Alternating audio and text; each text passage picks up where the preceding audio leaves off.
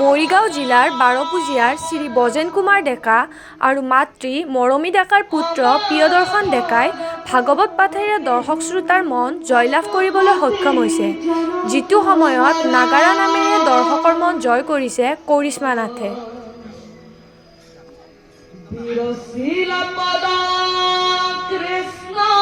ঠিক তেনেদৰে আজি কামৰূপ জিলাৰ অন্তৰ্গত শুৱালকুছিৰ বাগেশ্বৰী পাহাৰ অঞ্চলত ভাগৱত পাঠেৰে দৰ্শকৰ দৃষ্টি আকৰ্ষণ কৰিলে বৰ্তমান পঞ্চম শ্ৰেণীত অধ্যয়নৰত প্ৰিয়দৰ্শন ডেকাই। ঘৰত সৰুৰে পৰা এনেকুৱা পৰিৱেশৰ লগত ডাঙৰ দীঘল হৈছে বুলি আমাক জানিব দিয়ে। প্ৰিয়দৰ্শনক আগুৱাই লৈ যোৱাত সহযোগিতা কৰিছে মৰিগাঁৱৰ গোবিন্দ ভৱন গীতা সত্ৰ ভাগৱত প্ৰচাৰক শ্যামন্ত মণিয়ে।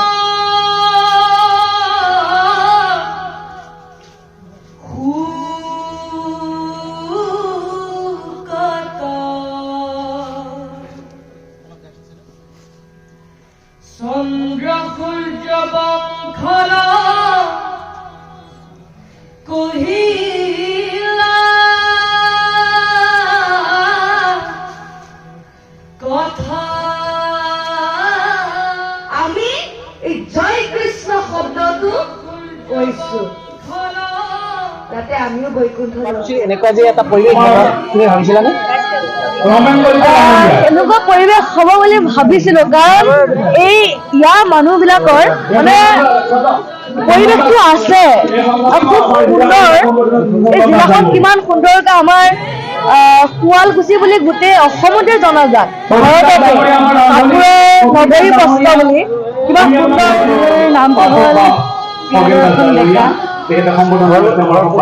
মোৰ ঘৰ মৰিগাঁও জিলা। কোন শ্ৰেণীত পঢ়ি আছে এতিয়া বৰ্তমান? এতিয়া মই পঞ্চম শ্ৰেণীৰ বছৰিকা পৰীক্ষাটো দিলো, এতিয়া ষষ্ঠ শ্ৰেণী পাম। নিজৰ জৰিয়তে অসমৰ ৰাইজক কি ক'ব বিচাৰিবা?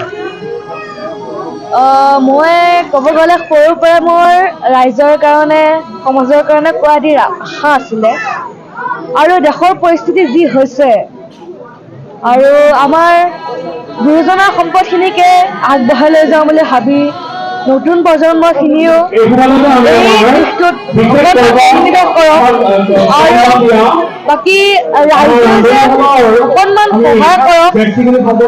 আপোনালোকৰ আশীৰ্বাদতে কিমান দূৰ যাব।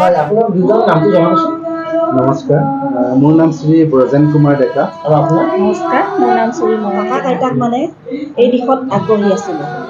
তেওঁ কাকাকে মই যিমানদিন দেউতাক পাইছোঁ, তেওঁ মানে নাম গোৱা প্ৰসংগ কৰা এইখিনি মই পাইছোঁ। তাৰ আৰু আইতাক আছিলে, আইতাকে বহুতখিনি জানিছিলে। বৰগীত মই পাইছোঁ, মায়ে বহুতখিনি মই বৰগীত পাইছোঁ। সেইকাৰণে তাৰ গাত সেইখিনি গুণ আহিল। ওচৰৰ মানুহৰ পৰা চৰ্চা কৰিছে, আৰু নাজানো ভগৱানে তাক কেনেদৰে দিছে গুণ, সি কিন্তু এই দিশত বহুত আগ্ৰহী। অনুপ্ৰেৰণা দিছিলে?